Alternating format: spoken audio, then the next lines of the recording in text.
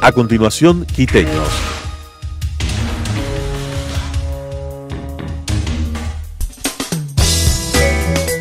Clasificación B, bajo supervisión de un adulto.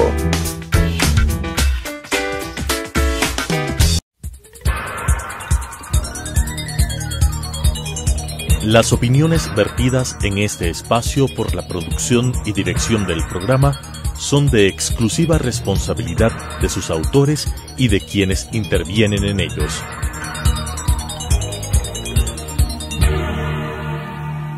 Telesucesos Canal 29 UHF presenta Quiteños, un programa diseñado por y para los quiteños, un espacio que trata temas de actualidad con enfoque al emprendimiento y a la innovación para el desarrollo de Quito, conducido por Eduardo del Pozo. Quiteños. Bienvenidos, queridos amigos, a Quiteños, un programa donde abordamos siempre temas de ciudad, siempre temas importantes para nuestra convivencia ciudadana, para ser mejores vecinos, para tratar de compartir el espacio público, compartir las maravillas que tenemos de nuestra hermosísima ciudad, en nuestro país. Y hoy día justamente vamos a hablar un poco de un tema, creería yo, uno de los más complejos para nuestra ciudad, el tema de movilidad. Nos acompaña un experto, él es César Arias, un conocido técnico que ha trabajado para la municipalidad, ha sido consultor, es académico, ha aportado muchísimo en la construcción, en planes y proyectos de desarrollo en movilidad en nuestra ciudad. Y hoy por hoy que estamos próximos a la inauguración del Metro de Quito, es indispensable que abordemos temas que vienen de la mano a la implementación y al funcionamiento del Metro de Quito, porque la movilidad en general es un gran todo y hay que verlo de manera integral, y para eso hay que tratar de entenderlo en profundidad, y arrancamos por ahí. Bienvenido, César, muchas gracias por estar aquí presente. Cuéntanos un poquito de tu historia. ¿Qué nomás has hecho por Quito, así en síntesis, en temas de movilidad? Porque tienes un currículum gigantesco, pero vamos a hacer esta una charla amena y después vamos a entrar un poco en lo técnico. Cuéntame, por favor. Bienvenido. Muchísimas gracias, Eduardo, muy amable por invitarme. Yo acá en Quito vengo trabajando ya desde hace mucho tiempo, yo ya soy sub-80. Entonces yo me he desempeñado fundamentalmente como profesor universitario. Yo estuve en la Universidad Católica por mucho tiempo, fundamos ahí el posgrado de transporte, que lo hicimos conjuntamente con el gobierno británico, y formamos una buena parte de los ingenieros de transporte que hoy trabajan para la ciudad y para el país.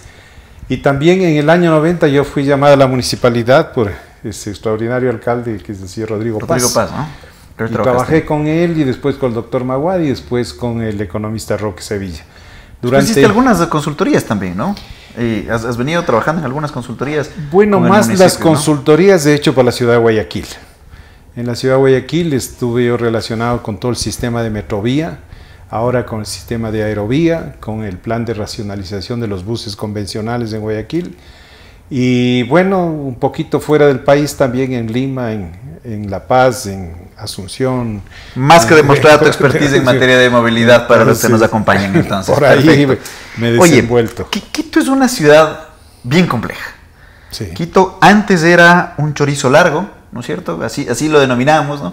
Hace no muchos años atrás, hace menos de 5 años atrás, decíamos que era un chorizo. Ahora ya tiene brazos ese chorizo, ¿no? Que es en Calderón, la parroquia de Calderón, los distintos valles de nuestra ciudad, llámese Nayón, Llano Chico, Llano Grande, después avanzamos un poquito más para este lado y llegamos a Cumbayá, Tumbaco, Puembo, y si seguimos hacia el sur estamos del Valle de los Chillos, rodeados por el Ilaló, ¿no es cierto? Y ya llegamos casi a colindar o a unirnos ya topográficamente, ya en vivienda, con nuestras ciudades vecinas, ¿no? Con Mejía.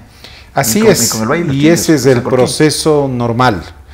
O sea, los que todavía nos acordamos de que para ir a Cotocollao había que ir por un camino de piedra, y que la 10 de agosto no es la 10 de agosto como la conocemos ahora, ¿no es cierto? Que para ir a Conocoto había una sola vía y no había la autopista, que para ir a Cumbayá igual había solamente el camino a los conquistadores. Entonces vemos cómo la ciudad creció, y la ciudad va a seguir creciendo porque es un ente viviente. Y es una ciudad compleja por su topografía, o sea, existen varias plataformas, hay problemas de montañas de por medio, y entonces en un ambiente así la congestión se percibe, digamos, cuatro veces lo que se percibe en otra ciudad que sería plana, digamos Guayaquil. Claro. Si a eso le sumamos calles que son estrechas, muchas de ellas de herencia colonial, y por otro lado yo creo que sí nos descuidamos en las últimas décadas de la planificación. Nos ganó el desarrollo inmobiliario, el emprendimiento ciudadano a la planificación municipal. Sin duda. Yo creo que en una ciudad con esa complejidad de topografía era necesario que la municipalidad ejercite el mayor esfuerzo, ¿no es cierto? Haga el mayor esfuerzo para planificar, para estructurar las redes viales, para estructurar los sistemas de transporte público. Yo creo que en el sistema de transporte público a Quito no le ha ido tan mal. Nosotros somos una de las ciudades de Latinoamérica que cubre el mayor porcentaje de viajes en transporte público en corredores de transporte. Por ejemplo, ¿no es cierto? Hay más de 50 kilómetros de carriles exclusivos en Quito.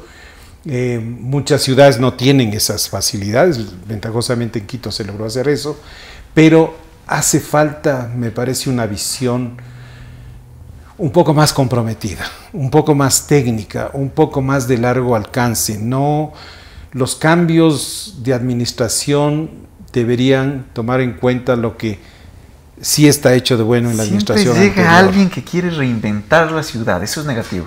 Eso es un problema, porque normalmente se llegan a las mismas soluciones, normalmente.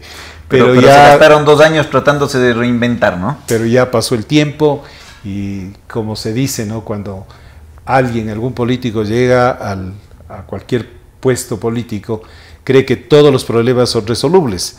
Pero conforme pasa el tiempo se va dando cuenta de que hay muy pocos que puede resolver. Así y es. entonces y la cantidad de proyectos que no se pueden resolver y que forman parte del paisaje, llamémoslo así, se quedan ahí intactos. Y esto pasa cada vez y cuando y seguimos en el mismo tema y seguimos en el mismo tema.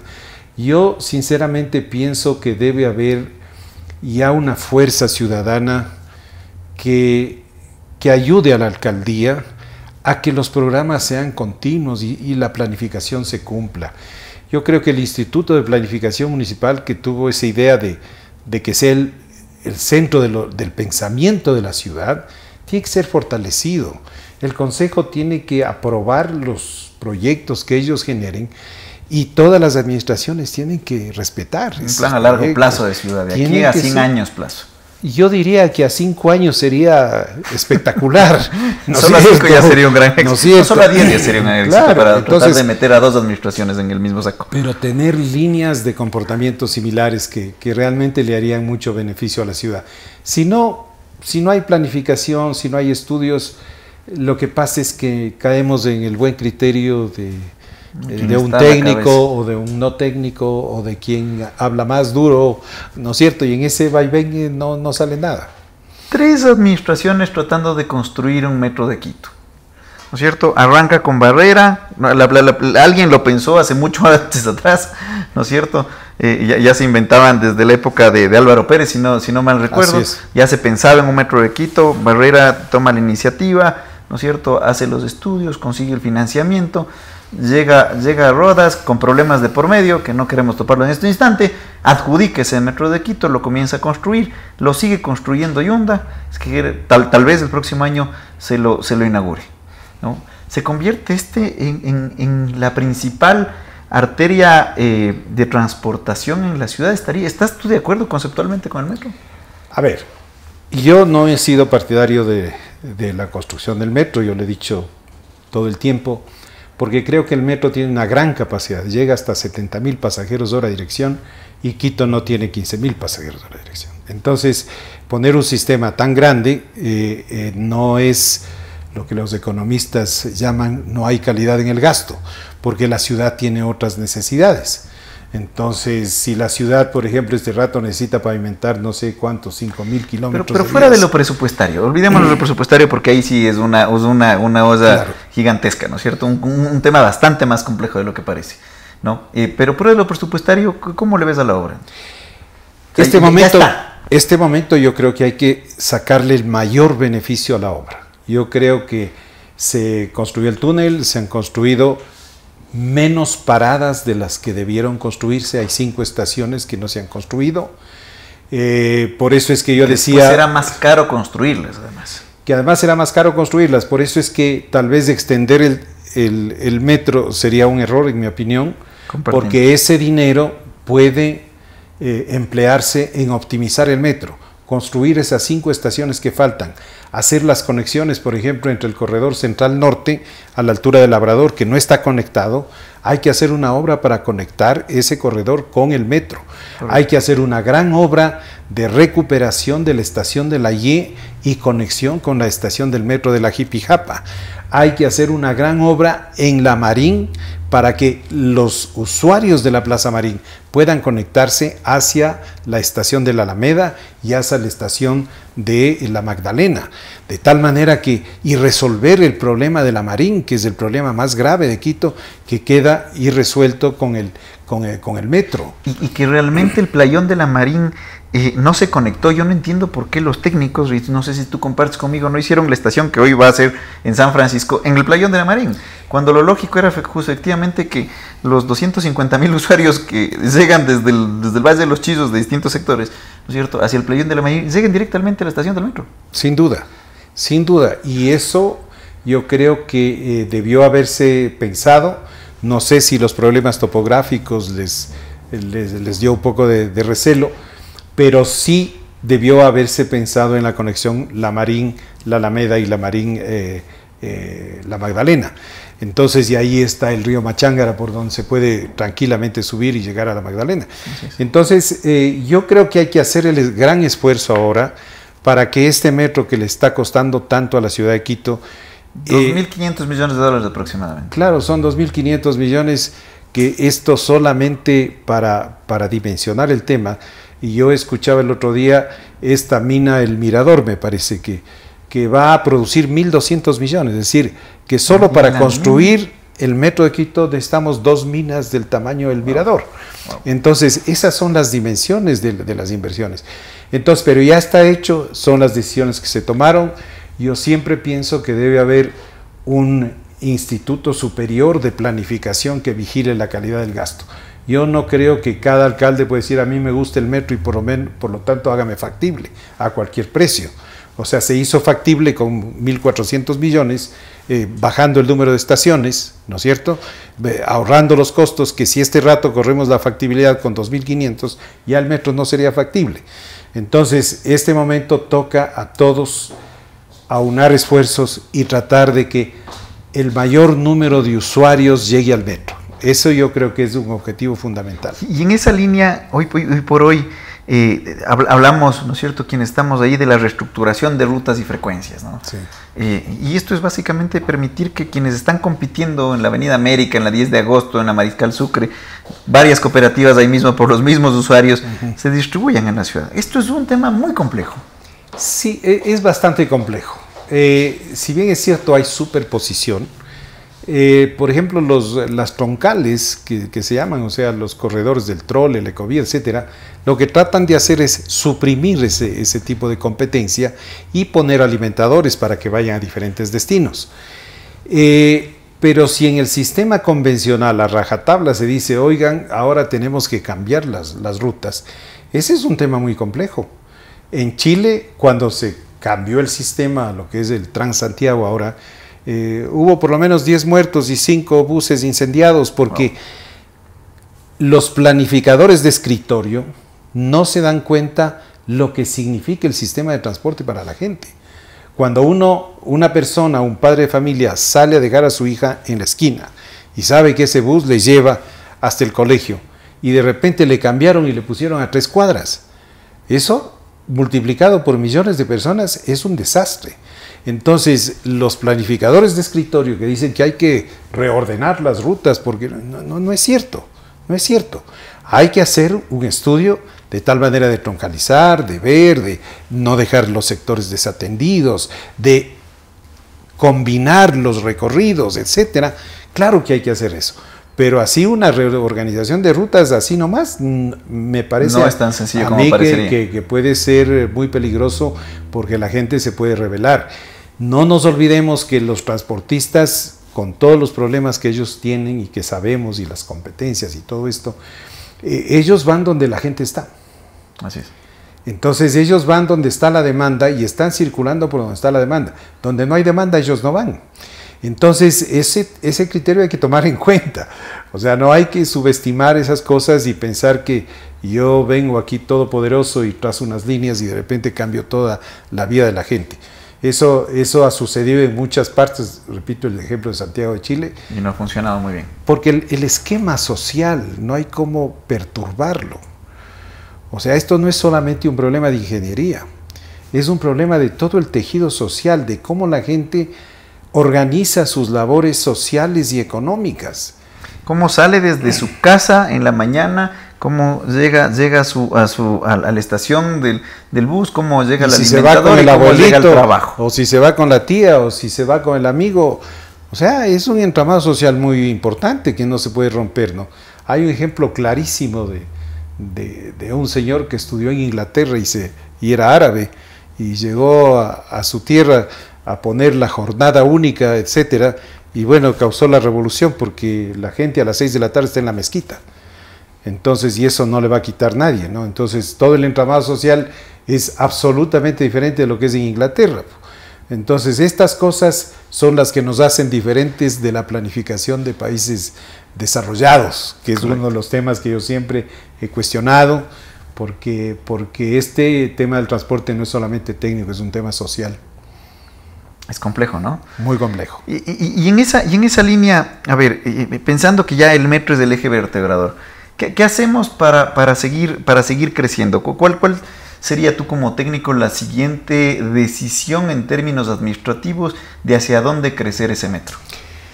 A ver, yo creo que el metro no debe crecer. Es un sistema caro, es un sistema antiguo. El primer metro viene de los años 1860, cuando a la gente prefirieron meterle debajo la tierra. Las estaciones de metro se vuelven peligrosas en la noche, muchas veces son estaciones solitarias, tienen costos de operación altísimos porque tienes que tener ventilación, tienes que tener ascensores, tienes que tener un consumo eléctrico muy alto, tienes que tener sistemas de control para que no se choquen los trenes, ¿no es cierto? En cambio, tú tienes arriba, qué sé yo, el trole viene cada minuto, el tren va a venir cada 6 minutos. Entonces, y a la gente no tiene que bajar 30 metros, ¿no? Va a superficie, está con la luz del día, ¿no es cierto? Está viendo la ciudad, ¿no es cierto? Es otro nivel de servicio, ¿no? No es el túnel por debajo. Entonces, aquí la gente, cuando aborda en la superficie, ahorra mucho tiempo y la gente se decide por el uso de uno u otro sistema por el tiempo.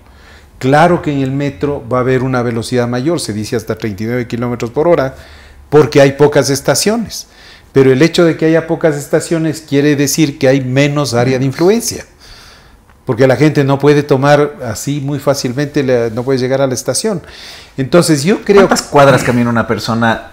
Es lo técnicamente aceptable. 200 metros. Para llegar a una estación. 200, si es que no está cerca de esos 200 metros, ya no usa ese transporte público. Es lo mismo que el estacionamiento. Una persona que vaya a estaciona máximo a 3 cuadras, ¿no es cierto? Entonces lo mismo con el transporte público, 200, 300 metros. Acá tenemos cada 1500 metros. Entonces el radio de acción de las paradas es menor. Entonces si queremos tener más pasajeros en el metro, en primer lugar debemos construir las 5 estaciones que faltan para hacer una distancia menor. Y en segundo lugar tenemos que alimentar. Uno de los temas, por ejemplo, es la construcción de la extensión del Labrador Carapungo. Yo creo que tiene que llegar a Carapungo, pues, ¿no? Claro. Pero no como metro, sino como corredor exclusivo, ¿no? Claro, porque tú hiciste esa planificación. Exactamente, ahí no hay más de 5,000 pasajeros hora dirección. Entonces, yo siempre pongo el ejemplo, es como si yo necesito un Volkswagen y me compro un articulado, ¿no es cierto? ¿Cómo puedes seguir extendido con un articulado? O sea, cuando uno hace el dimensionamiento del sistema, tiene que ver cuánta demanda y qué capacidad de transporte pongo. Entonces, con carriles exclusivos se puede servir a una demanda de 15,000 pasajeros hora de dirección si es un solo carril. pero si pongo rebase puedo subir a 40.000 pasajeros hora dirección, ¿no es cierto? El corredor central norte. ¿Y por dónde? ¿Por la Galo Plaza? Es la extensión por la Galo Plaza, igual que está en la 10 de agosto, y a partir del intercambiador de Carcelén, entonces gira hacia la izquierda y baja directamente, claro, viendo las pendientes, baja directamente hasta el sector de Carapungo. Ahí hay un lindo sitio que es muy amplio, ¿no es cierto? Con un puente se conecta sobre la Simón Bolívar, la extensión de la Simón Bolívar, y por ahí llegarían todos los alimentadores de Tú llegaste hasta la prefactibilidad en el tema, ¿no? Y ya está hecho el diseño definitivo. Yo no lo hice, pero sí. ¿Cuánto eso cuesta $80 millones. 80, ¿no? Y entonces, mientras... ¿Y alimentas con cuántas personas a ese metro de Quito? Ahí con 5.000 pasajeros de hora de dirección, que te dan alrededor de 150.000 pasajeros día. Entonces, eso es una cuestión importante, porque gastas menos y llevas a la gente, porque no toda la gente se va a ir al metro. Por eso es importante tener este hub, llamemos así, en el Labrador, en la Y, para que la gente o se baje en el Labrador y pueda tomar el corredor central norte, o se baje en la Y y pueda pasarse a la Jipigapa, o pueda tomarse un alimentador desde la Y. Es decir, que la gente tenga la posibilidad de itinerarios diferentes. Entonces, eso es lo que hay que hacer.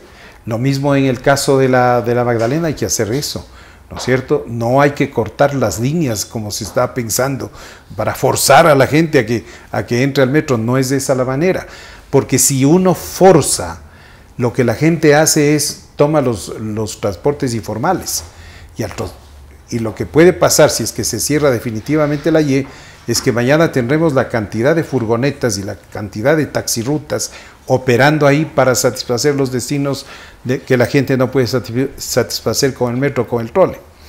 Entonces ese es grave, porque el transporte se va de la mano. ¿Cuáles deberían ser en ese entonces, ya pensando que nos queda menos de un año para el inicio de operaciones de ese metro de Quito, ¿no es cierto? ¿Qué es lo que harías tú en este instante sentado en la alcaldía para tomar las decisiones de hacia dónde pones el presupuesto? ¿En dónde implementarías, faltando ya un año exactamente, que en términos de administración pública es nada, ¿no? Nada. Yo entraría con el proyecto de la Marín, entraría con el proyecto de conectar el corredor central norte a la estación de Labrador, haría el corredor Labrador-Carapungo, y eso me permitiría a mí tener una mayor demanda. Establecería las líneas transversales. Yo empezaría solamente, y digo solamente entre comillas, con los corredores municipales, más el metro, más las líneas transversales. Yo creo que es muy ambicioso tratar de poner a todos los convencionales de una sola. Yo creo que eso debe venir en una segunda etapa, porque es importante, pero tiene que ser progresivo. Pero primero, donde el municipio tiene gobernabilidad, es sobre el trole, la ecovía, el corredor suroccidental, el corredor central norte. Más el metro, más unas líneas transversales. Yo me concentraría en eso. Yo creo que hace falta, no hay la experiencia nacional, yo creo que hace falta traer experiencia internacional, ¿no es cierto?, para respaldar los temas y ser consistente. Yo creo que ahí hace falta el respaldo del alcalde, el respaldo de los concejales, el escuchar a técnicos nacionales e internacionales, el tener una hoja de ruta clara, porque esto no es cuestión de buena voluntad, ¿no es cierto?, esto es cuestión técnica. Y entonces ahí tenemos un tema que es el recaudo, tenemos un tema que es la operación. Nos quedamos con temas pendientes, porque de este tema podríamos tranquilamente, ambos que más o menos entendemos, más o menos, claro. Podríamos conversar largo y tendido sobre este tema tan enriquecedor, tan lindo y tan importante para la ciudad. Así es. ¿No? Es importantísimo, es transversal en el desarrollo de Quito. Y claro, esto se tiene que discutir ya, ¿no? Tiene que implementarse ya. Pero bueno, se nos ha acabado el tiempo, pero quedamos todavía con temas pendientes de bicicletas, con temas pendientes de taxis, con temas pendientes de desarrollos de infraestructuras viales. Nos quedamos pendientes con muchísimos temas que hubiéramos querido abordar, pero nos guardamos para una segunda ocasión. Con mucho gusto. Muchísimas gracias, tu presencia y tu participación, mi querido César. Te agradecemos muchísimo tus criterios y valiosísima experiencia en este tema. Sin duda va a ser enriquecedor para que todos quienes nos hayan escuchado sean partícipes también y comiencen a entender la complejidad de lo que es poner en operación este metro de Quito que se nos avecina, que puede ser como la gran solución, como la gran complejidad que se puede avecinar. Así es que hay que ponerle toda la seriedad del caso y todos a juntar y remar hacia el mismo lado para que ese metro de Quito, que va a ser el eje vertebrador de nuestra ciudad en materia de movilidad, funcione adecuadamente. César Arias, muchísimas gracias y queridos amigos, nos vemos la próxima semana en Quiteños. Las opiniones vertidas en este espacio por la producción y dirección del programa son de exclusiva responsabilidad de sus autores y de quienes intervienen en ellos.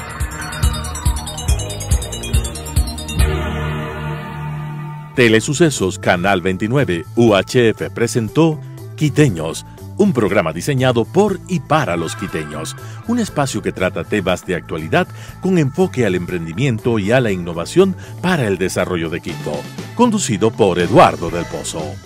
Quiteños,